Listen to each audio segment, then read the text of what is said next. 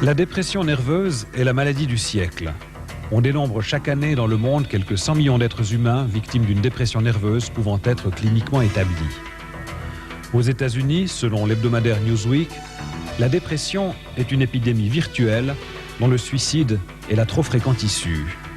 En France, comme en Suisse, près de 10% de la population serait atteinte de cette maladie. Certains considèrent la dépression nerveuse presque comme une maladie honteuse. D'autres pensent qu'il ne s'agit pas d'une vraie maladie et que, pour en guérir, il suffit que la personne malade se prenne en main. Enfin, certains chrétiens conçoivent difficilement que l'on puisse croire en Dieu et en même temps être dépressif. Nous essaierons donc, au travers de témoignages et d'interviews avec plusieurs médecins, de comprendre un peu mieux cette maladie qui n'épargne personne. Elle touche les incroyants mais aussi les croyants. Déjà la Bible donne de nombreux exemples d'hommes de Dieu touchés par la dépression. Nous verrons ensuite qu'il existe, en plus du traitement médical, une thérapie spirituelle qui permet dans bien des cas de remporter la victoire sur la dépression nerveuse.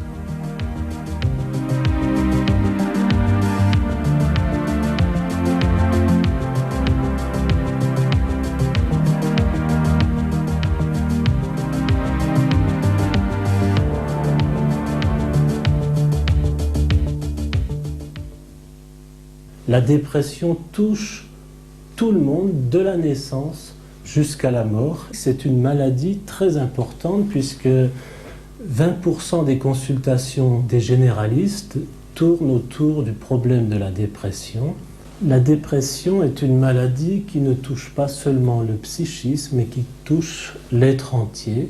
Il y a des cas de dépression avérés chez l'enfant. Environ 2% des enfants peuvent connaître un état dépressif. Il y a des dépressions du nourrisson, il existe aussi des dépressions de l'adolescent, et plus on augmente en âge, plus le taux de dépression est important. On sait que 6 à 12% des hommes et 12 à 20% des femmes, au moins une fois dans leur existence, vont faire une dépression nerveuse plus ou moins grave. Et il semble que les dépressions augmentent de plus en plus dans nos sociétés, puisque ces 10 dernières années, la consommation des tranquillisants s'est multipliée par 3.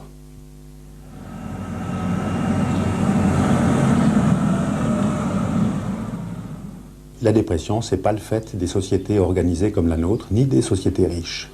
Dans les pays anglo-saxons, par exemple, il n'est pas du tout honteux de dire « je suis déprimé » ou « je vais voir mon psychiatre ». Chez nous en Suisse, ce n'est pas encore entré dans les mœurs. Mais ce qui est curieux, c'est qu'en Afrique, par exemple, où l'expression culturelle de la dépression est toute différente, un Africain qui souffre de maux d'estomac dira peut-être que les mauvais esprits sont en train de me grignoter par l'intérieur. On a cru pendant très longtemps que la dépression n'existait pas. Et du jour où des médecins africains informés et imprégnés de la culture africaine sont retournés chez eux, ils ont pu découvrir qu'il y avait autant de dépression en Afrique, par exemple, qu'il y en a chez nous. Et on découvre qu'il y a autant de dépression dans les pays du Moyen ou de l'Extrême-Orient que chez nous aussi. Donc c'est vraiment une maladie universelle, mais qui a des expressions différentes suivant les endroits où on la découvre. La dépression nerveuse correspond à un stade plus avancé de la destruction de la personnalité, un stade plus avancé que l'angoisse qui est souvent présente, mais dans les dépressions graves, l'angoisse même parfois disparaît et devient douleur. On sait d'une manière générale qu'environ 30% des gens anxieux vont évoluer un jour ou l'autre vers la dépression.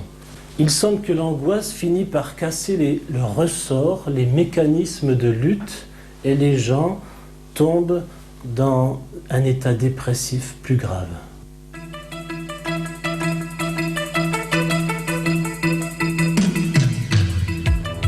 L'angoisse figure au premier rang des maux de la société moderne.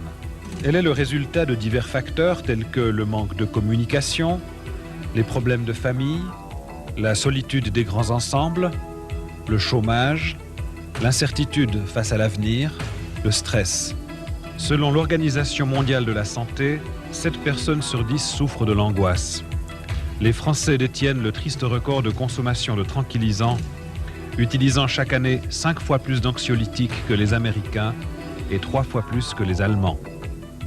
En 1988, on a consommé en France 86 millions de boîtes de tranquillisants, 67 millions de boîtes d'hypnotiques et 29 millions de boîtes d'antidépresseurs.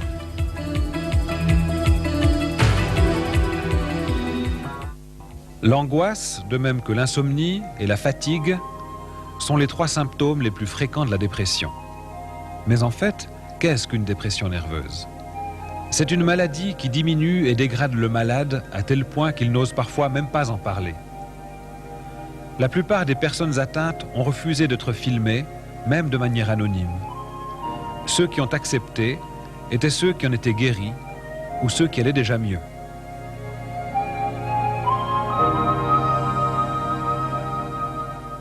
Cela fait une année que je souffre de dépression.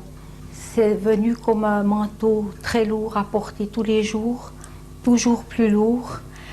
Même à un moment donné, on ne désire plus se lever, on se force pour faire son devoir, on voudrait être utile, on voudrait aimer, mais on ne peut plus. On ne peut plus se réjouir de rien, ni même d'aller se promener, ni même de rencontrer des amis. Et c'est un moment vraiment très très dur à vivre. Ma maladie a été en 2 phases. Une phase d'excitation extrême, puis une phase de vraiment ce qu'on appelle la dépression, où tout m'est devenu totalement indifférent. Où la seule chose qui m'importait, c'était de dormir. Dormir, encore dormir. Manger malgré tout, je mangeais bien, mais dès que j'avais mangé, je retournais au lit. Depuis combien de temps êtes-vous dépressif ? Je suis dépressif, ça fait bientôt 2 ans. Et comment c'est arrivé ? C'est arrivé bêtement à l'armée en 1987, au mois de novembre, par une attaque cérébrale. Et de là, j'ai fait 4 mois d'hôpital et depuis, j'ai commencé à plonger dans la déprime. Les idées noires, la déprime ? Oh, c'est vraiment l'enfer, c'est vraiment descendre au plus profond de soi-même. C'est vraiment même jusqu'à aller à vouloir se détruire de soi-même. Vous avez pensé au suicide ? Ah oui, oui, plusieurs fois.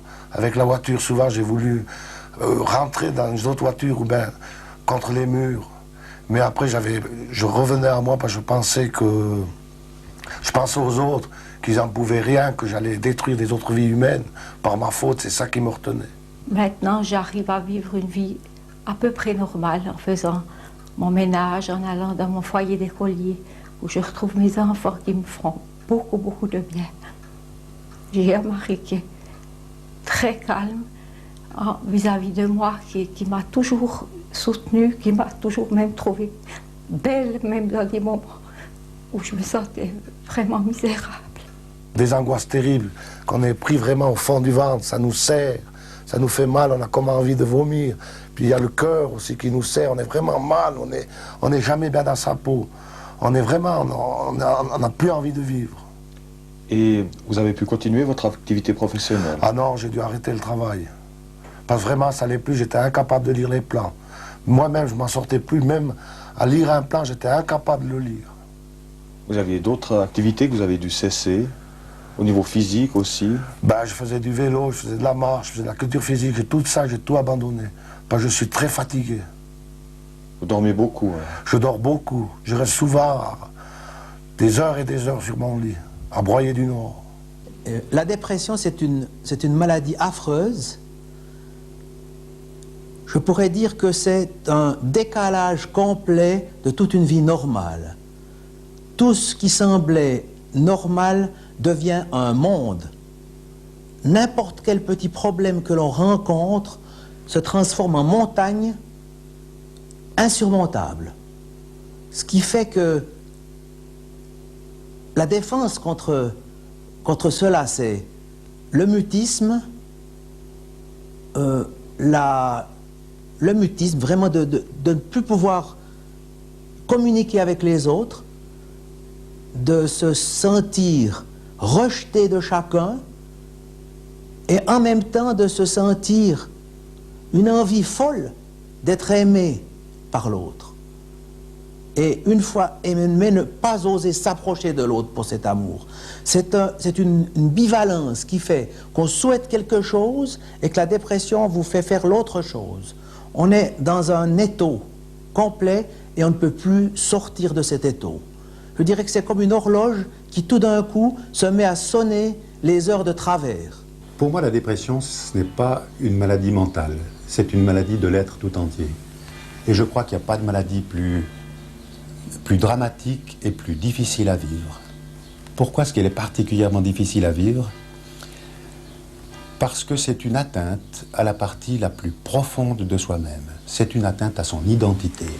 Le dépressif se méprise, se juge parce qu'il se sent coupable de tout. Il n'a plus confiance en lui. Il n'a plus d'ardeur.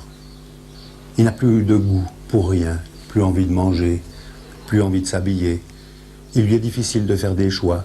Les ménagères qui vont dans les supermarchés passent devant les étalages sans savoir que choisir, sans savoir que faire à manger. Il n'a plus d'envie sexuelle. C'est un être de qui la vie s'est un peu retirée. Comment savoir s'il s'agit d'une dépression ou d'une autre maladie mentale?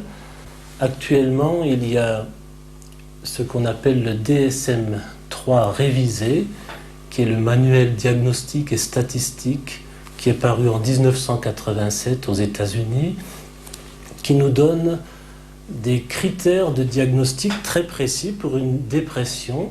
Il faut au moins 5 des symptômes suivants pendant une période d'au moins 15 jours.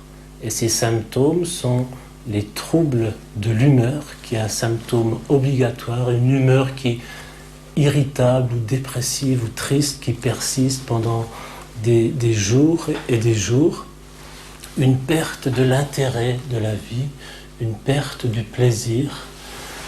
On peut avoir aussi un autre symptôme qui est l'anorexie, les gens ne mangent plus, les gens ne dorment plus, ou au contraire, dans certains cas, ils ont une hypersomnie refuge, c'est-à-dire qu'ils dorment un peu toute la journée. Il y a aussi un état d'agitation, d'irritabilité, ou au contraire, qui est encore plus fréquent, d'inhibition, de ralentissement.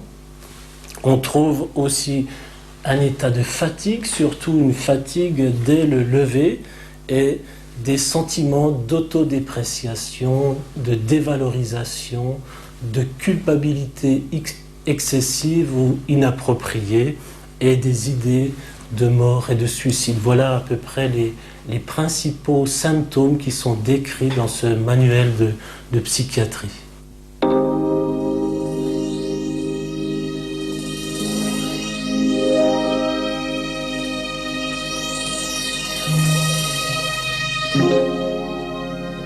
Véritable fléau des temps modernes, la dépression nerveuse peut conduire le malade jusqu'au suicide.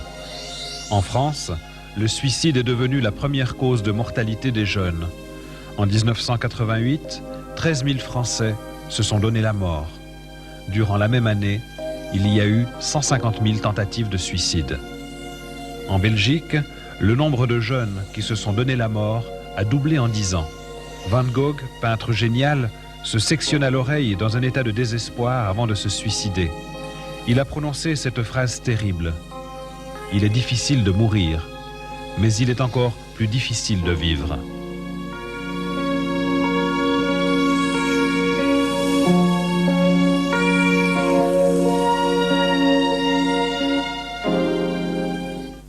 Le suicide est le drame de la dépression nerveuse. C'est toujours épouvantable de voir quelqu'un, d'entendre parler de quelqu'un que l'on connaît qui s'est suicidé. Et je vous donnerai un exemple que j'ai vécu comme soignant, comme médecin d'un homme qui s'est suicidé.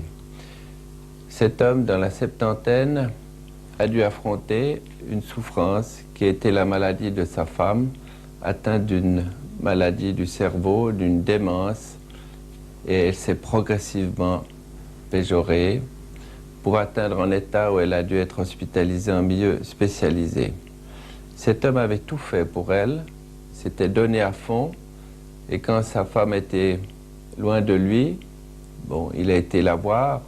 Chaque fois qu'il allait, c'était une catastrophe, une souffrance, et pour finir, il n'a pas tenu le coup. Même si à nos yeux, il y avait peut-être une solution de refaire sa vie, de repenser à d'autres choses plus positives. Eh bien non, il avait basé sa vie sur cette relation avec sa femme et il n'a pu plus tenir et il s'est pendu.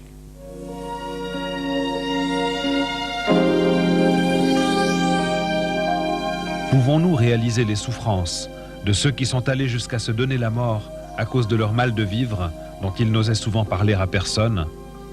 Qui aurait prédit que finiraient par se suicider des gens aussi célèbres que Marilyn Monroe, la grande actrice américaine, l'écrivain Henri de Monterland, le chanteur français Mike Brandt, un autre chanteur, Stéphane Reggiani, l'écrivain Ernest Hemingway, l'acteur français très connu Patrick Devers ou la chanteuse Dalida.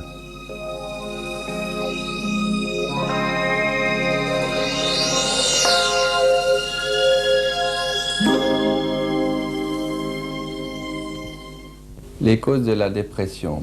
On distingue d'une part les causes endogènes et d'autre part les causes exogènes. Quand on parle d'endogène, c'est un trouble de la partie interne et un trouble profond du psychisme. Quand on parle exogène, cela veut dire quelque chose d'extérieur à soi-même, des circonstances extérieures. Et je donnerai plusieurs points. D'abord, la déception, la frustration. Le point 2, c'est la question du deuil. Et je crois que ce n'est pas seulement le deuil d'un être cher, mais c'est surtout le deuil de quelque chose à quoi l'on tient. Troisième point, l'épuisement. Et surtout l'épuisement psychique.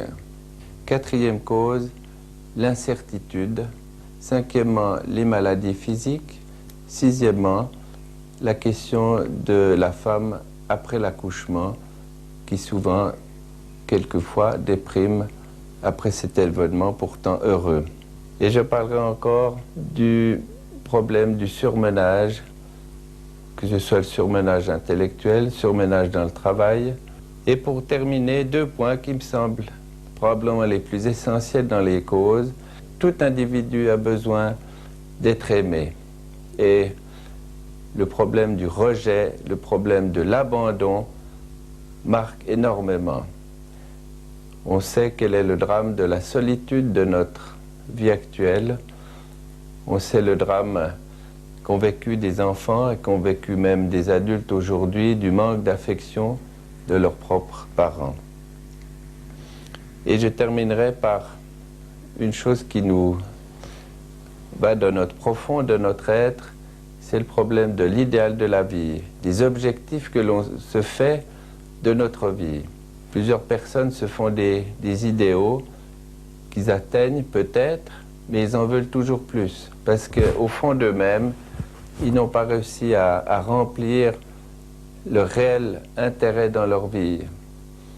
Et c'est là qu'on peut parler de, je crois, ce besoin extrêmement profond de tout être humain, de Dieu, de la présence de Dieu, de l'amour de Dieu, et que Dieu nous donne un réel idéal dans notre vie. Il y a aussi des terrains familiaux et héréditaires dépressifs. Je crois que nous ne sommes pas tous égaux depuis la naissance. Au niveau de l'intelligence, nous ne sommes pas tous égaux. Au niveau de la santé physique, mais aussi au niveau de la santé des résistances psychologiques. Il y a des inégalités au niveau même de la génétique. Et c'est important de dire cela aussi aux gens pour ne pas les culpabiliser à l'excès.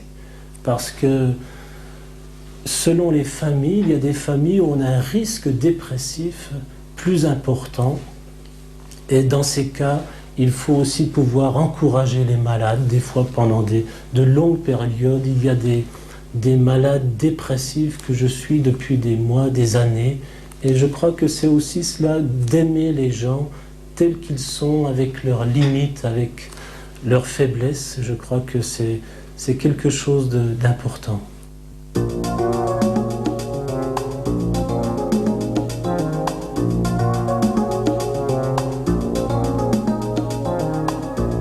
Pour vaincre la dépression, il est nécessaire de consulter un médecin et de suivre le traitement médical approprié. Il existe plusieurs types de traitements. Les neuroleptiques, les antidépresseurs, les tranquillisants et les excitants, l'électrothérapie, traitement par électrochoc de plus en plus abandonné, la psychothérapie, Il s'agit d'un traitement verbal, bien connu avant Freud, où le patient est invité à s'exprimer librement en face du psychologue. Le traitement de la dépression se fait généralement par les antidépresseurs qui sont utiles et efficaces dans 75 à 80% des cas. Il y a des antidépresseurs qui ont plutôt une action sédative, c'est-à-dire calmante, d'autres qui ont une action intermédiaire et d'autres une action psychotonique, stimulante. Et là aussi, c'est le rôle du médecin et du psychiatre de savoir manier ces médicaments. Souvent, on hospitalise dans les cas graves de mélancolie ou de dépression majeure, on hospitalise pour que les gens subissent une cure de sommeil où ils pourront dormir, récupérer pendant un certain temps et peut-être aussi avoir une rupture avec leur milieu, de leurs problèmes habituels. Généralement, un traitement antidépresseur doit être poursuivi au minimum 3 mois et en moyenne pendant 6 mois. Et ensuite, on diminue progressivement la dose des médicaments. Le traitement, dans le fond, il associe toujours 2 choses. C'est-à-dire, d'une part, des entretiens. Je pense que c'est la chose la plus importante. Une relation de confiance avec quelqu'un à qui on puisse exprimer ces choses qui sont souvent difficiles à dire parce qu'elles touchent la partie la plus profonde de notre être. Elles sont honteuses. Dire je suis agressive avec mes enfants, par exemple, ce qui quelquefois veut dire je n'aime plus mes enfants, ou bien je n'aime plus mon mari. C'est une chose honteuse à dire, difficile même à penser. Quand on peut les exprimer, ces choses-là, avec quelqu'un avec qui on est dans une relation de confiance, il y a déjà un pas de franchi. Réfléchir aussi sur les causes éventuelles d'une dépression. Apprendre à en parler. Oser parler d'un deuil qui a été douloureux. L'évoquer, évoquer une personne défunte, c'est aussi un pas important. Et puis un appoint, qui est souvent indispensable, c'est l'appoint médicamenteux. Et pour moi, croyant, le médicament est une grâce, une forme de la grâce, c'est-à-dire quelque chose qu'on reçoit et qui ne demande aucun effort.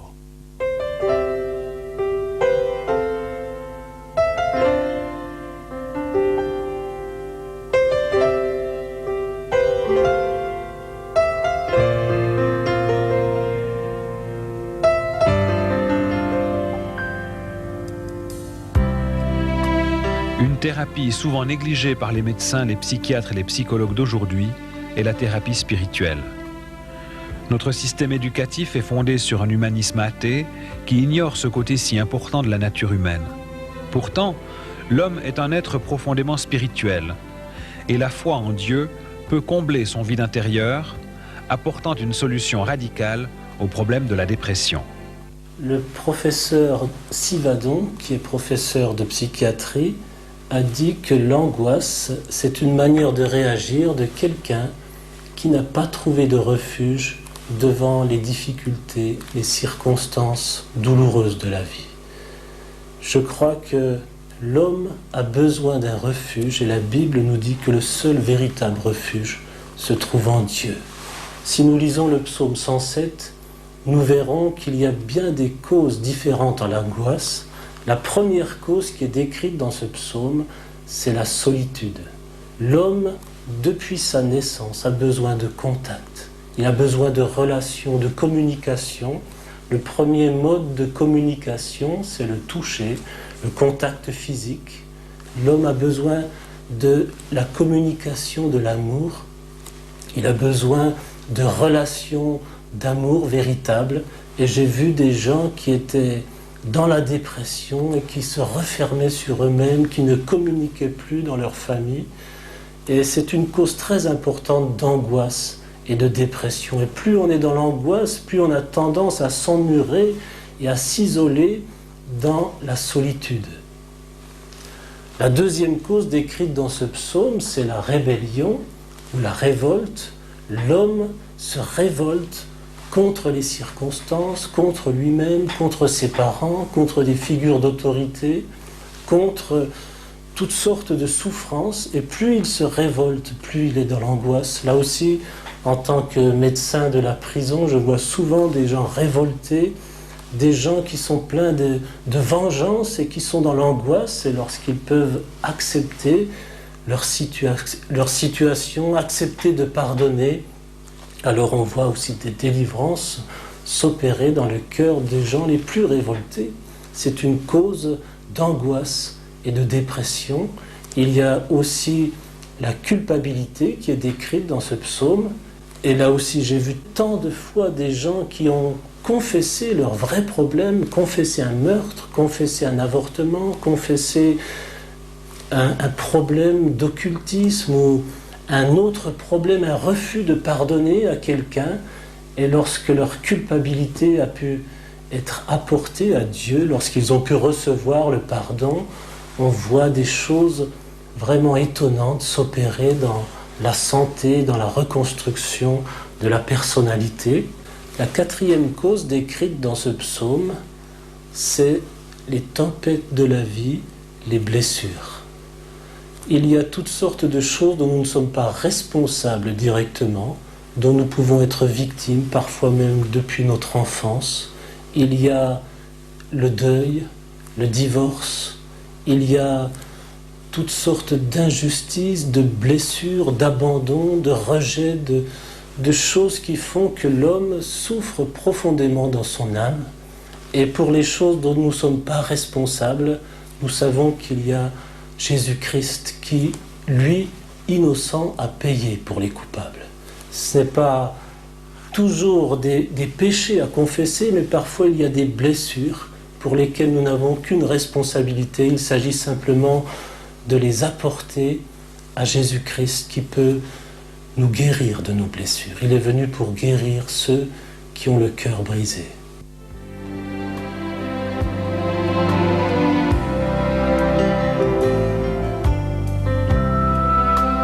La Bible montre que Dieu ne se désintéresse pas du sort de l'homme. Le psaume 34 déclare que lorsqu'un malheureux crie, Dieu l'entend et le délivre de toutes ses détresses. Dieu peut rejoindre l'homme au plus profond de sa misère, en réponse à un simple cri du cœur, comme le montre ce témoignage. J'ai vécu un jour une histoire extraordinaire qui a réchauffé ma foi. Je soignais un malade pour une dépression, mais je n'avais pas le sentiment que c'était une dépression grave. Et puis un jour, sa femme me dit, il a voulu se suicider. Et ce jour-là, il se trouvait que j'avais quelques minutes en soirée. Je lui ai demandé de venir se présenter et il m'a raconté l'histoire suivante. Il était arrivé à un tel état de désespoir qu'il a cherché son fusil militaire, il l'a mis sous son manteau, il a mis une boîte de cartouches dans sa poche et il a écrit un petit mot à sa famille. C'était un soir d'hiver, vers les 6 heures, et il est remonté les gorges de la rivière qui aboutissent à son village. 6 heures le soir en hiver, il fait nuit. Il est arrivé au début des gorges, et ça c'est lui qui me l'a dit. Lui qui est un homme, je ne sais pas s'il est croyant, je ne sais pas s'il sait que je suis croyant, il m'a dit, je suis arrivé dans les gorges et j'ai crié, Dieu, si tu existes, fais quelque chose. Il est monté 1 kilomètre les gorges, il allait à un endroit qu'il avait préalablement repéré. Il est monté 1 kilomètre les gorges et il est tombé sur 2 personnes qui descendaient dans la nuit. Alors il était d'abord un peu surpris, ils se sont arrêtés, ils se sont salués, ils se sont échangés 2-3 informations. Les gens qui étaient là ne connaissaient pas la région, ils voulaient savoir où ils allaient, de nuit, en hiver. Et puis il avait surtout peur qu'on voie son fusil, sur quoi il les a quittés, il est remonté, il a enjambé le parapet à l'endroit où il avait prévu de se suicider, au-dessus de la rivière, quand il a entendu du bruit. Il a laissé son fusil derrière le parapet, il a sauté sur le chemin, très gêné, et il est tombé sur une personne qui descendait, elle aussi, les gorges de la rivière, dans la nuit. Et alors là, ils ont devisé pendant un moment, et puis ils se sont quittés, et soudainement, l'envie de se suicider avait disparu. Il est allé chercher son fusil et il m'a dit, j'ai couru jusqu'à la maison. Il fuyait la mort. Je crois que cet homme a appelé Dieu et que Dieu lui a répondu.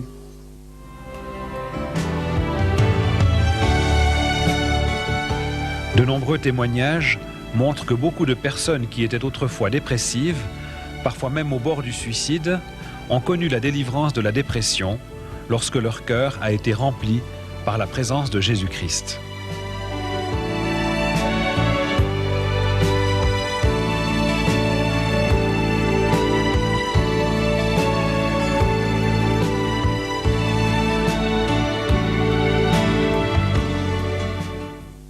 J'ai souffert pendant de nombreuses années de dépression nerveuse.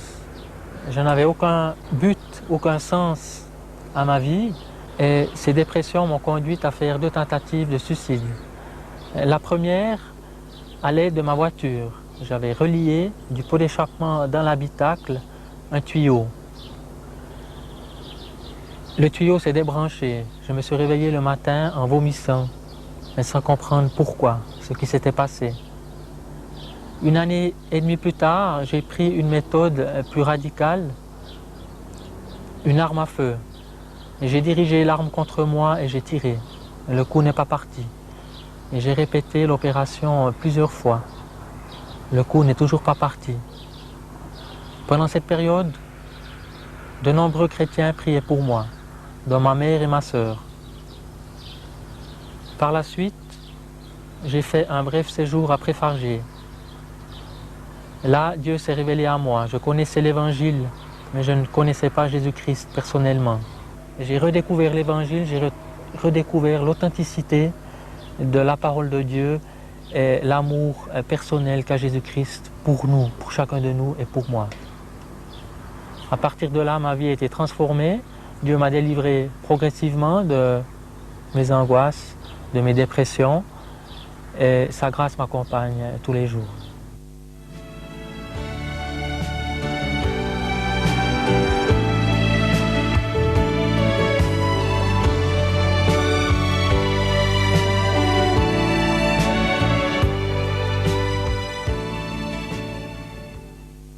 J'étais dépressive depuis mon enfance et cette dépression m'a conduite au suicide.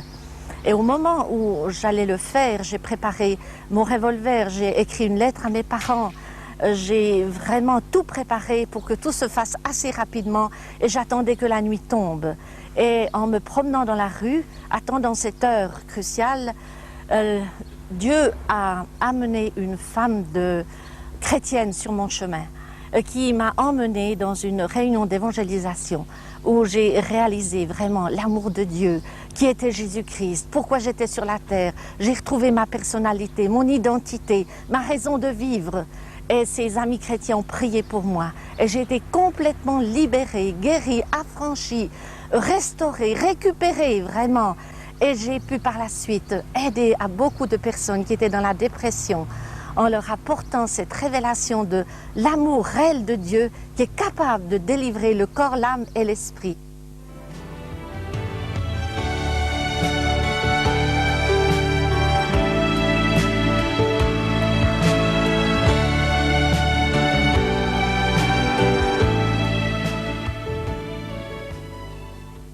Mes parents sont divorcés, ça a causé beaucoup de problèmes au niveau familial, surtout que ma mère déjà souffrait de dépression et que mon frère s'est pendu.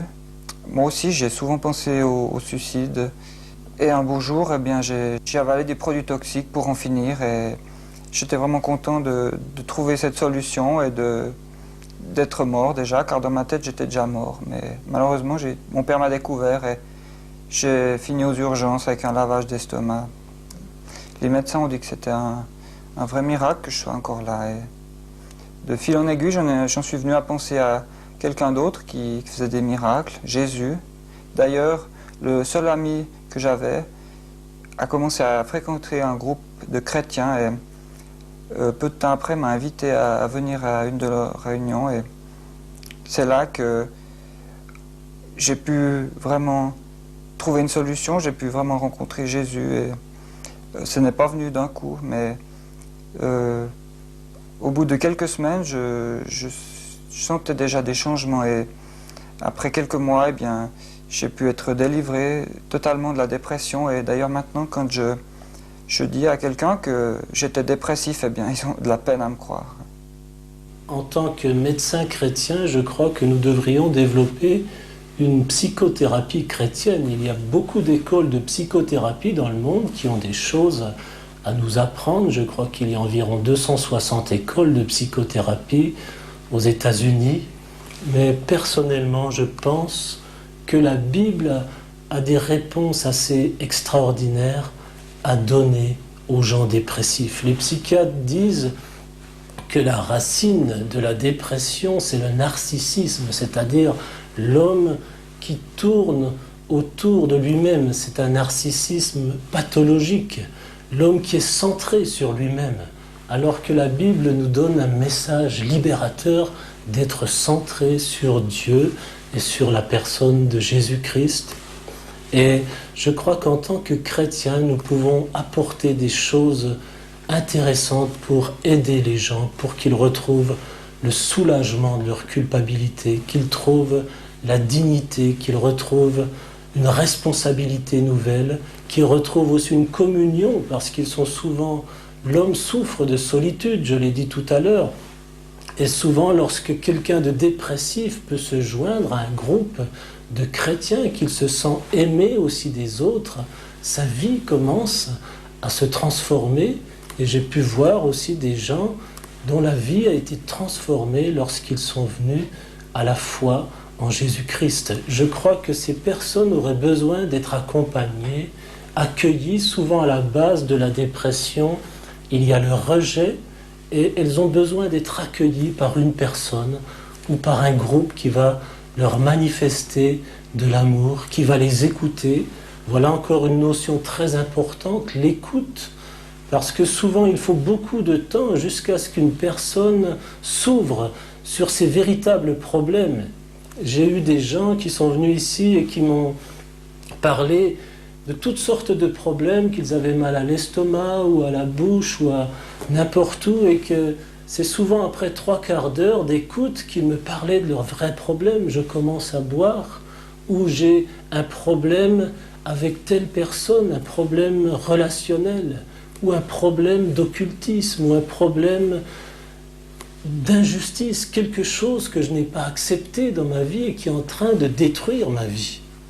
Donc il est très important d'écouter ces gens jusqu'à ce qu'ils parlent de leurs vrais problèmes et qu'ils puissent apporter ces vrais problèmes non seulement aux médecins, mais les apporter à Dieu. Je crois que c'est Luther qui disait que pour bien prier, il fallait d'abord ne pas être menteur. C'est-à-dire qu'il faut pouvoir dire ses véritables problèmes.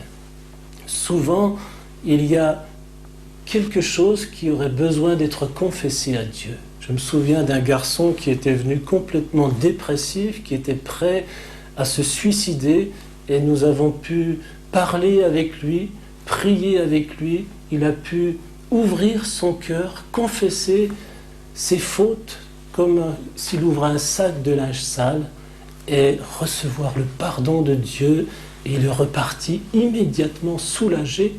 Il y a des dépressions qui peuvent être guéries immédiatement, et il y en a d'autres où il faut tout un accompagnement, tout un cheminement jusqu'à ce que les gens puissent s'ouvrir, jusqu'à ce qu'ils puissent confesser leurs vrais problèmes, jusqu'à ce qu'ils puissent avoir la force de pardonner.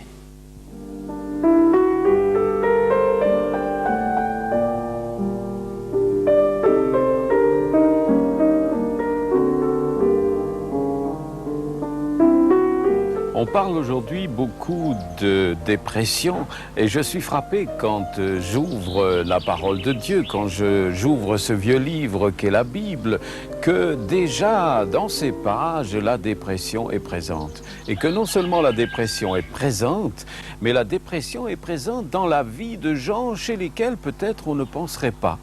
Notamment Job, qui est un homme étonnant, dont la Bible nous dit qu'il avait, à une époque où apparemment on ne se souciait pas beaucoup de Dieu, vraiment ce désir, lui, d'être juste, d'être en ordre avec Dieu. Et pourtant, il lui arrive toute une série de difficultés dans la vie qui, en s'accumulant, l'amènent finalement à un état vraiment dépressif où il dira à Dieu « Il vaudrait mieux que je meure, il vaudrait mieux que tu me rappelles à toi ». il faut dire que le chemin par lequel il est passé fait comprendre qu'il ait eu ces moments difficiles, ces moments de morosité et de tristesse. Mais on retrouve aussi ça chez Jérémie. Jérémie, c'est encore plus curieux parce que ça semble être dans une période assez agréable. Enfin, c'est pas un moment où il a particulièrement des difficultés et quasiment un petit peu comme un orage qui tomberait d'un ciel bleu à la limite.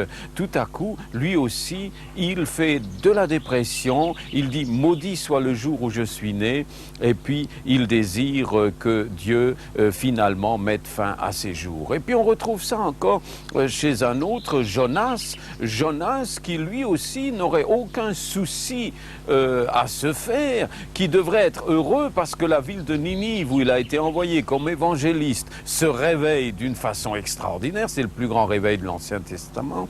Et il dit lui aussi à Dieu, la vie vaut pas la peine d'être vécue, je suis déçu, je m'attendais bien à ce que ça se passe comme ça, j'aurais voulu que ce soit autrement. Et puis finalement il dit à Dieu, ôte-moi la vie. Et puis enfin il y a bien sûr Élie qui lui a vécu quelque chose d'extraordinaire sur le mont Carmel. Il y a une grande rencontre de réveil. Dieu est intervenu d'une façon fantastique, le feu du ciel est descendu. Après ça, Élie, un peu emporté peut-être par son élan, il tue quelques centaines de prêtres de Baal.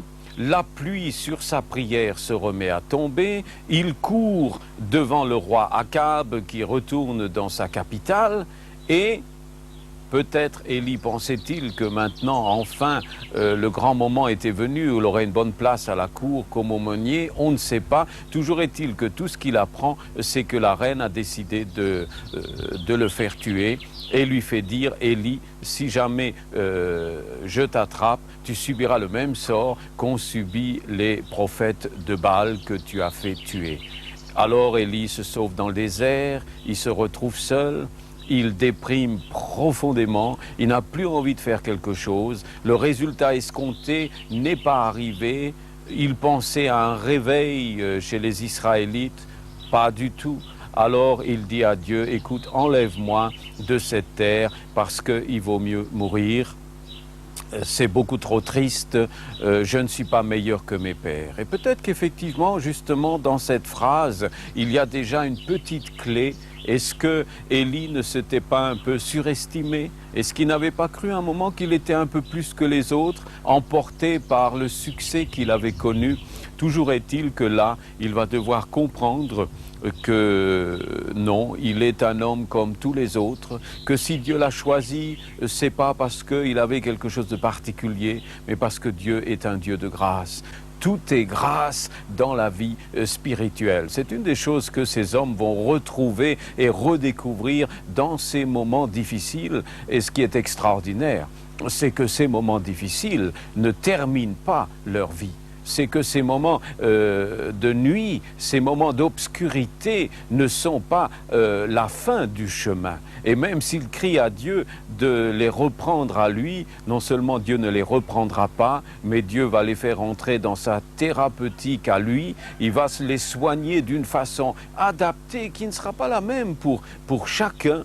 Mais il va les soigner si bien que finalement ce temps difficile sera pour eux le début d'un nouveau ministère, d'un ministère très différent où peut-être ils seront beaucoup plus conscients de leur misère à eux, de leur faiblesse naturelle, mais aussi plus conscient de la grandeur, de la puissance de Dieu qui veut peut-être, pas tellement se manifester comme Élie devra le comprendre dans le tremblement de terre, dans l'orage, dans la violence, dans les choses extraordinaires, mais qu'un Dieu qui est ce doux murmure et qui viendra nous rejoindre dans cette douceur si merveilleuse de Jésus, qui ne s'impose pas, qui ne manipule pas, mais qui attendent que dans la liberté, on se tourne vraiment vers lui parce qu'on désire le recevoir, parce qu'on veut l'aimer,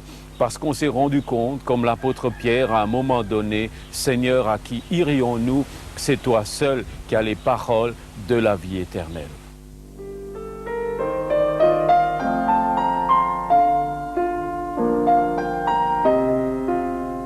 Les chrétiens d'aujourd'hui peuvent aussi connaître la dépression, qui souvent disparaît d'une manière soudaine, pour ne pas dire surnaturelle. Ces personnes déclarent alors que cette expérience les a enrichis. Elle leur a permis de grandir spirituellement, de s'approcher davantage de Dieu, de mieux connaître cette maladie et de pouvoir en témoigner aux autres. Voici un témoignage, celui d'Eliane Lac, responsable avec son mari d'un centre de jeunesse en mission en Suisse.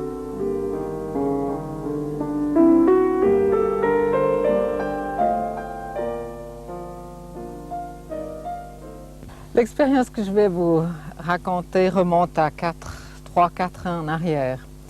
Nous étions à ce moment-là responsables du centre de jeunesse en mission à Lausanne.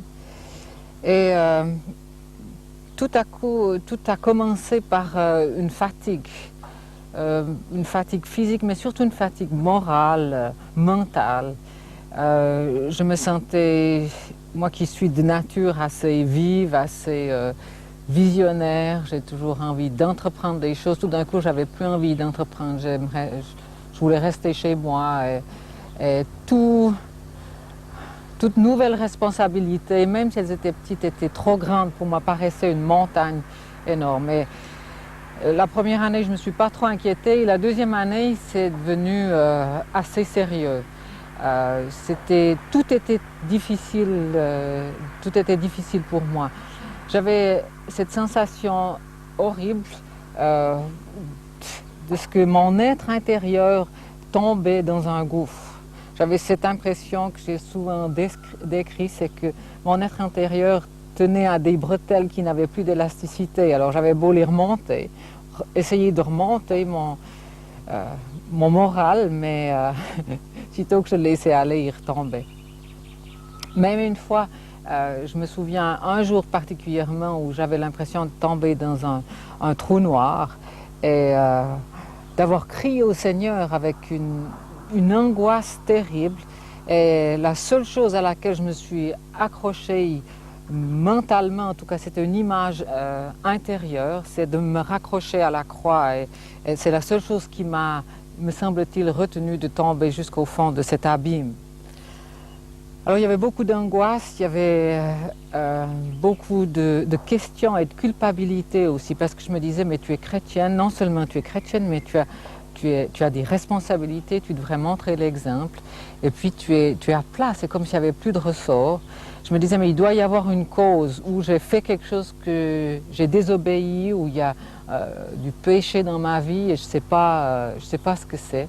J'avais beau prier, demander à Dieu, et quand je regarde mon agenda dans lequel je marque ce que je reçois de la part du Seigneur, il y avait des choses encourageantes, mais elles n'avaient aucun effet sur moi. Elles me coulaient dessus comme de l'eau sur les plumes d'un canard.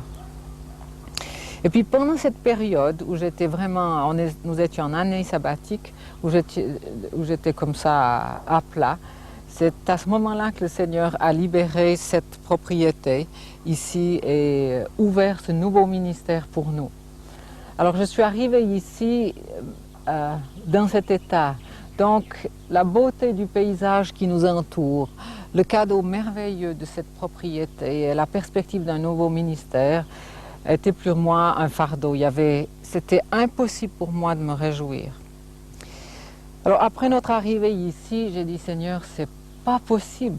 Ou il y a quelque chose dans ma vie où j'ai désobéi et tu me le révèles et je mets les choses en ordre, ou il faut que tu interviennes parce que c'est pas possible de mettre sur pied un nouveau ministère, de recommencer un travail, d'établir spirituellement ce nouveau centre dans l'état dans lequel je suis. Et alors j'ai dit, Seigneur, voilà, je te donne.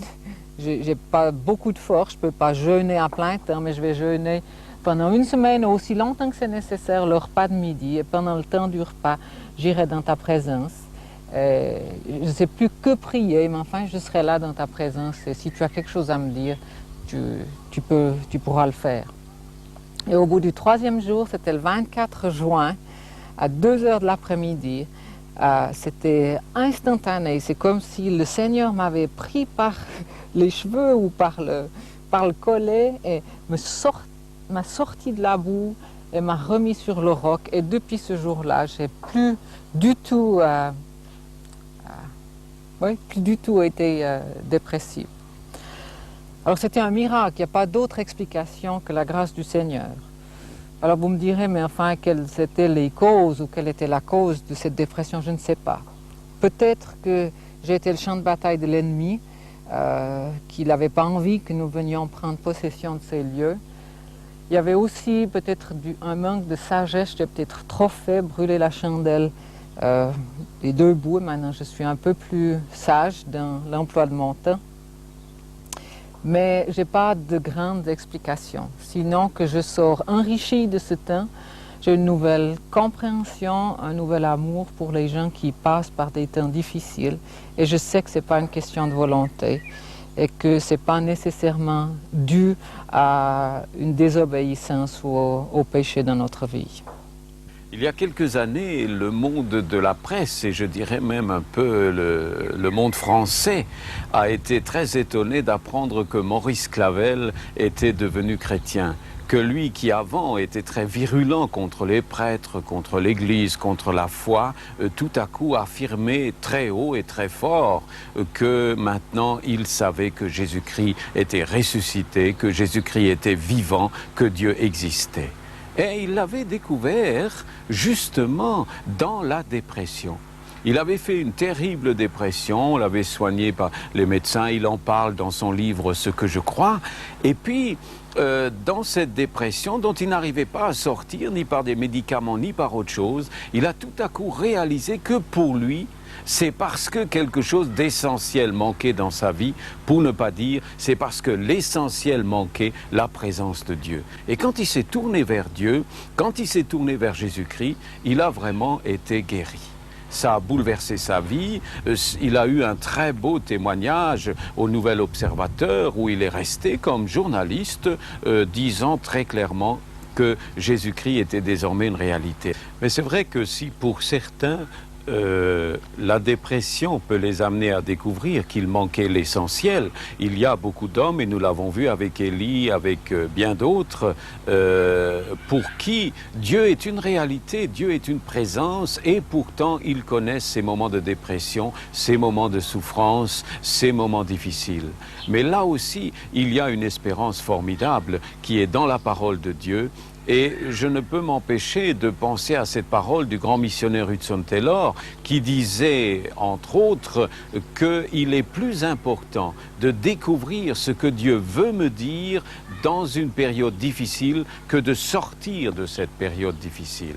Alors, peut-être que pour certains croyants, dans ce moment difficile, Dieu leur montrera qu'ils n'ont pas pris assez soin de leur corps, qu'ils ont oublié tout ce côté humain, tout ce côté de la création qui a une telle importance dans la vie. Peut-être que pour d'autres, ce sera un temps où ils mûriront dans leur communion avec le Christ ressuscité, qui lui aussi est passé par la souffrance et par la mort, et qui est là avec nous. Lui qui a dit « Mon Dieu, pourquoi m'as-tu abandonné ?» Alors, nous ne sommes pas seuls dans ces moments-là, et l'essentiel me semble toujours à nouveau que pour la parole de Dieu, la souffrance, les douleurs, ce sont toujours les douleurs de l'enfantement. Ce ne sont jamais les douleurs de la mort, mais c'est un passage vers une vie plus totale, vers une vie plus entière, plus complète, vers une réalité plus totale, afin que nous puissions être dans ce monde où il y a tant de souffrance et tant de nuit, des témoins qui parlent d'expérience, qui ne bavardent pas simplement, mais qui, ayant passé par certaines difficultés, peuvent comprendre les autres et les aider de l'intérieur. Je pense encore là à ce que disait Claudel, même Jésus n'est pas venu pour ôter la souffrance, il n'est même pas venu pour expliquer la souffrance, mais il est venu pour la partager avec nous. Et ça, Dieu le fait. Et si j'ai passé par certaines souffrances, eh ben, je peux aussi avoir de la compassion et souffrir réellement avec les autres et leur faire connaître l'espérance réelle qui est en Jésus-Christ.